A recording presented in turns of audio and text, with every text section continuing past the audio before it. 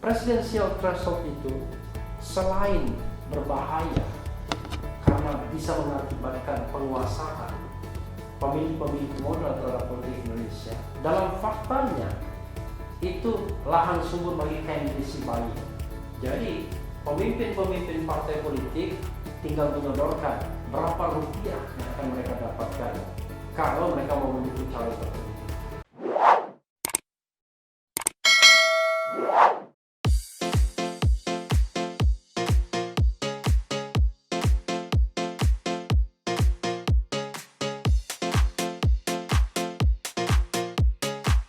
Assalamualaikum warahmatullahi wabarakatuh, Sobat RH sekalian.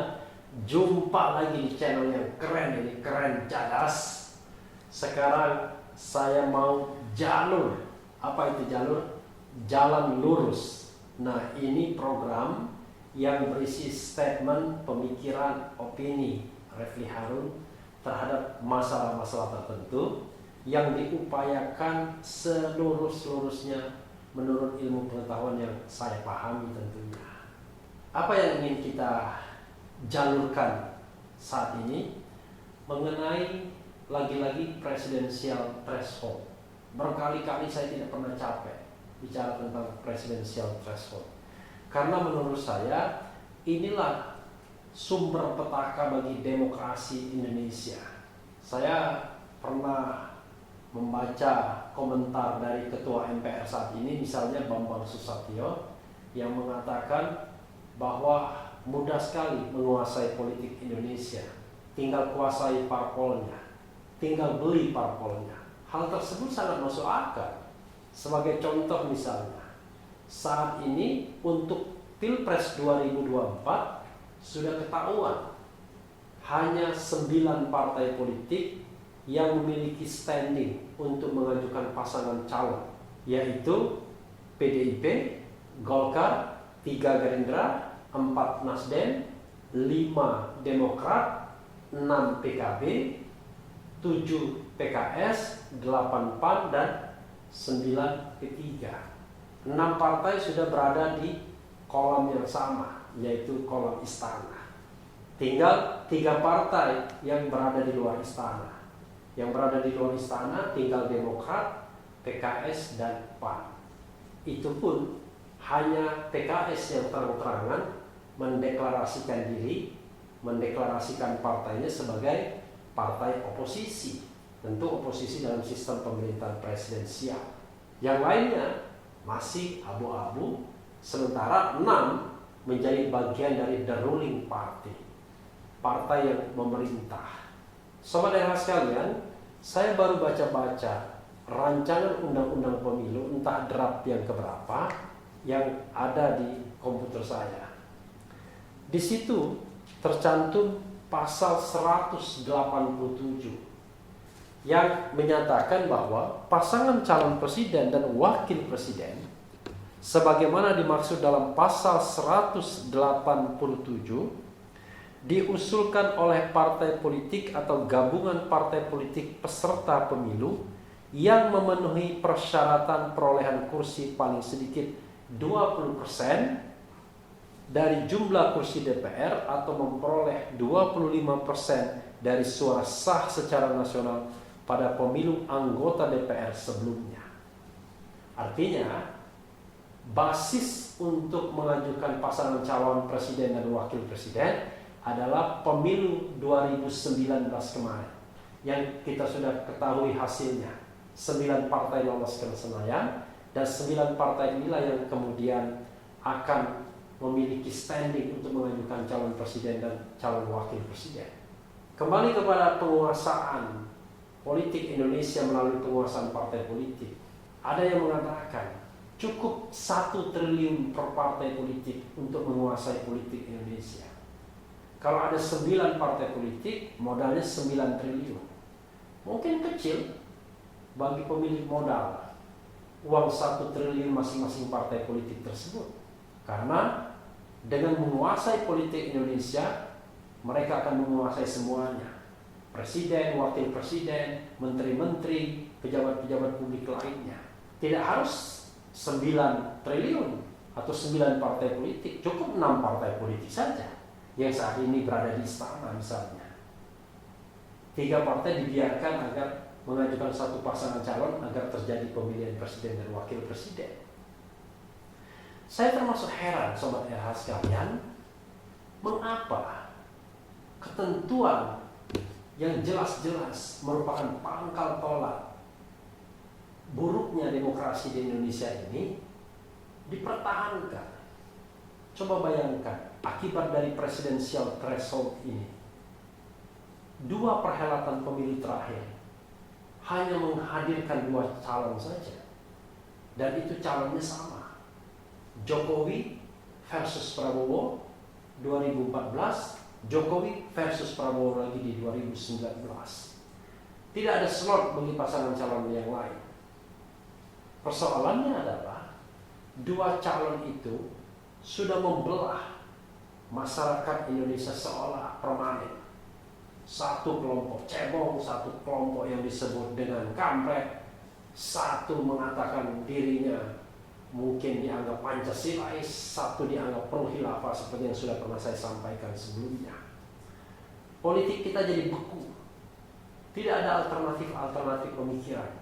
Yang ada adalah kalau Anda mengkritik pemerintah berarti Anda pro yang anti pemerintah. Walaupun Prabowo sendiri sudah diserap ke dalam pemerintahan sebagai Menteri Pertahanan, tetapi stigmatisasi kelompok pro dan anti pemerintah itu tetap terpelihara sampai sekarang gara-gara presidensial threshold ini. Secara teoritis memang presidensial threshold bisa menghadirkan, kalau basisnya adalah 20% kursi, 4 calon. Karena tidak mungkin 5 calon distribusinya merata. Kalau basisnya suara, maka 3 calon. Karena tidak mungkin 4 calon 25% dikali 4 100% tidak mungkin merata. Nah, persoalannya adalah 2 perhelatan terakhir ada oligarki politik, ada kartel politik yang memborong semua partai politik, sehingga hanya menyisakan 1 calon penantang saja. Dan dalam governance pemilu kita yang masih bermasalah, masih banyak masalah, masih banyak kekurangannya, 2 calon itu sangat bermasalah, sangat berbahaya, dan potensial terjadi kecurangan di mana-mana. Tetapi tidak ada mekanisme untuk law enforcement-nya atau penegakan hukumnya.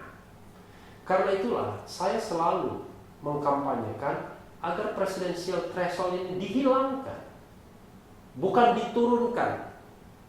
Beberapa hari yang lalu saya berdiskusi di webinar dengan Mardhani Alisera dari PKS, kemudian dari Partai Amanat Nasional juga beberapa hari sebelumnya lagi.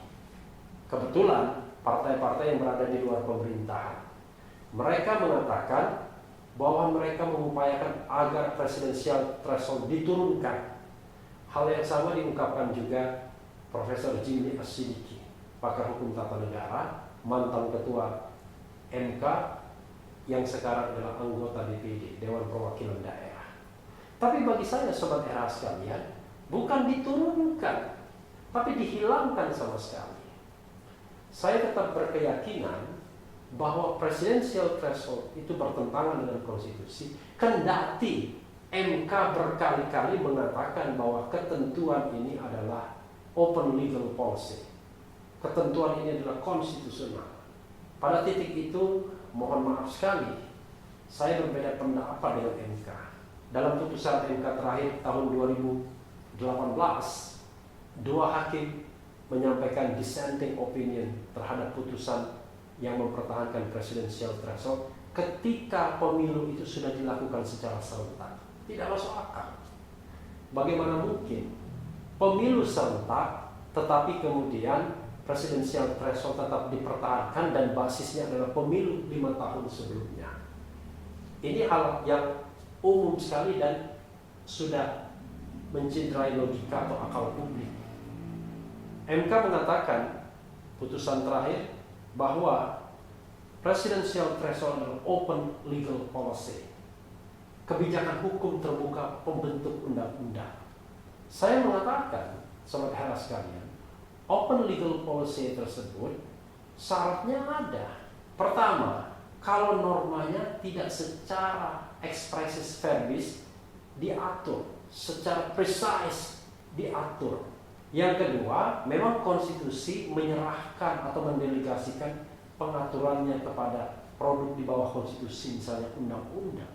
Jadi, dalam soal pengajuan presiden dan wakil presiden, pasal 6A ayat 2 secara tegas dan jelas mengatakan bahwa pasangan calon presiden dan wakil presiden diajukan oleh partai politik atau gabungan partai politik sebelum pemilihan umum. Dari sini kita pahami bahwa syarat untuk dapat mengajukan pasangan calon presiden dan wakil presiden adalah menjadi peserta pemilihan umum. Nah, kalau sebuah partai tidak lolos sebagai peserta pemilihan umum, maka dia tidak bisa mengajukan pasangan calon. Tapi kalau dia lolos, maka harusnya dia bisa mengajukan pasangan calon. Tapi ini tidak.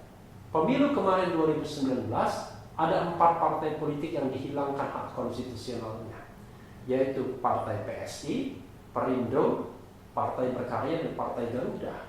Mereka tidak bisa mengusung calon, mereka hanya bisa mendukung. Mengusung dan mendukung itu adalah hal yang berbeda, karena constitutional right-nya, constitutional standing-nya adalah mengajukan atau mengusung, bukan mendukung. Mendukung sekedar dari belakang, tapi mengusung frontliner yang mengajukan namanya kepada Komisi Pemilihan Umum. Dan saya ketika Presiden Jokowi terpilih, saya langsung segera men-tweet agar Presiden Jokowi membentuk tim ahli untuk merancang kembali bangunan ketatanegaraan kita, bangunan politik kita, termasuk juga bagaimana mereview undang-undang pemilu. Undang-undang pemilu yang less politik, lebih berjangka ke depan, dan kemudian menyelesaikan problem terbesar bangsa ini, yaitu curangnya pemilu dan regenerasi politik yang relatif tidak jalan karena aturan-aturan yang dibuat secara tidak demokratis. Nah, ini persoalan yang mendasar yang seharusnya diadres, dijawab oleh anggota-anggota DPR agar mereka memperbaiki ketentuan atau regulasi mengenai presidensial threshold. Ternyata tidak. Kalau kita mau ke MK, maka jangan-jangan MK menjawab yang sama. Itu adalah open legal policy. Lalu kemudian dalam putusan MK juga, MK mengatakan bahwa presidensial threshold memperkuat sistem pemerintahan presidensial. Ini aneh menurut saya. Kenapa? Hal yang jelas, ketentuan konstitusionalnya tiba-tiba ditafsirkan seperti baknya seorang pengawal politik. Constitutional standing atau constitutional right untuk mengajukan calon presiden dan wakil presiden adalah ketentuan konstitusional yang sudah jelas dan tegas. Sementara pertimbangan hukum mengenai penguatan sistem presidensil adalah pertimbangan yang bersifat spekulatif, dan banyak hasil survei hanya mengatakan tidak ada korelasinya. Paling tidak for the time being, penguatan sistem presidensial dikaitkan dengan presidensial threshold itu ternyata tidak benar juga. Jadi kalau MK mengatakan bahwa penguatan presidensial threshold itu bisa terjadi dengan penyederhanaan partai politik, it's okay. Tetapi penyederhanaan partai politik nothing to do dengan presidensial threshold. Penyederhanaan partai politik itu direkayasa melalui parliamentary threshold dan persyaratan untuk mengikuti pemilu. Sebagai contoh, misalnya pemilu terakhir diikuti oleh 16 partai politik. Dari 16 partai politik tersebut, hanya 9 yang lolos parliamentary threshold 4,5% kursi DPR. 7 lainnya hilang, tidak lolos. 7 lainnya itu mulai dari partai PBB, PKPI, Hanura, kemudian Partai Berkarya, Garuda, Perindo, dan kemudian PSI. Dan untuk mengikuti pemilu berikutnya tidak gampang juga karena persyaratan cukup berat. Jadi kalau kita bicara tentang penyederhanaan partai politik, instrumennya bukan presidensial threshold. Bahkan dalam dissenting hakim konstitusi Saldi Isra dikatakan mengkaitkan penguatan sistem presidensial dengan parliamentary threshold itu mencampur adukan antara sistem presidensial dan sistem parlementer, mencampur adukan logika presidensial dan logika parlementer. Dalam sistem parlementer wajar kalau partai politik yang berkuasa harus didukung oleh kursi mayoritas. Karena kalau kursinya tidak mayoritas tidak bisa berkuasa. Dan yang dipilih adalah partai politik.